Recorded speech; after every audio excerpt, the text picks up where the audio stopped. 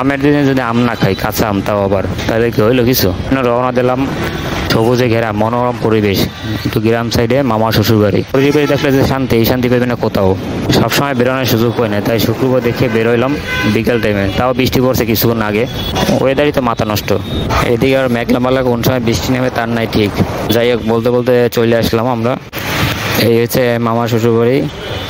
সময় কম দেখে গাড়িটা কোনো রকম বাইকে গেলাম আম পাড়তে। উঠতে পারি না, এই জন্য টুক্কা লইছি বড়, এটা বরিশাল ভাষায় টুক্কা কয়। আর এমন টুক্কা লাগে দুইজন লাগে জাগাইতে গেলি। যাই হোক, কষ্ট মষ্ট করে বের করলাম। এবার সময় কম, আটা দিলাম আম পাড়তে। এবার আম গাছ আছে অনেকগুলোই, কোনটা থেকে কোনটা দিয়ে যাবো, এবার রওনা দিলাম। দেখি ওই মাথায় পুকুর পাড়ে যাইতেছি।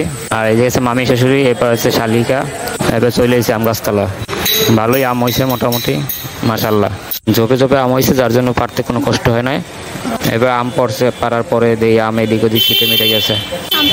এরপর আবার প্রথম ধরে আম খোঁজা লাগছে, খুঁজতে খুঁজতে পাইলাম না। এই দুইটা আম আছে, একটু বেশি করে পারলাম। এরপর দেবে আবার আমের আচার, আপনাদের ভাবি। আচার তেমন একটা আমার পছন্দ না, তারপর তার হাতের আচার না খাইলেই নয়। একবার খাইয়ে বুঝছে যে আমের আচার কি মজা। আম পাড়তে যে সময় না লাগছে, এর হচ্ছে টোকাইতে বেশি সময় লাগছে। এই যে আম পাড়া, আম টোকান না, এগুলো মজা তারাই বুঝবে যারা গ্রামে থাকে। শহরের মানুষ তো আসলে ওইভাবে আম গাছ থাকে না, আর আম টোকাইতেও পারে না। এদিকে এবার গুড়ি গুড়ি বৃষ্টি পড়তেছে, কোন সময় জরুরি নাই ঠিক। যাই হোক, মেঘ আস্তে আস্তে বাড়তেছে, বৃষ্টি নামবে মনে হয়। এরপর একটা আম ফাটাই আবার আমি খাইলাম। নতুন বছরে নতুন কাঁচা আম থাকার না মজা লাগে। যাই হোক, অনেক মজা পাইলাম। এরপর বাসায় গেলাম, বাসায় যাওয়ার পরে আপনার বাবাকে বললাম যেটা আম বানাই দাও, আম খাই, নতুন বছরে আম। ওভারঅল জার্নিটা ভালোই ছিল। এই যে আমের মতো আম যেরকম মিষ্টি, এরকম ওভারঅল জার্নিটা ভালো ছিল। আল্লাহ হাফেজ।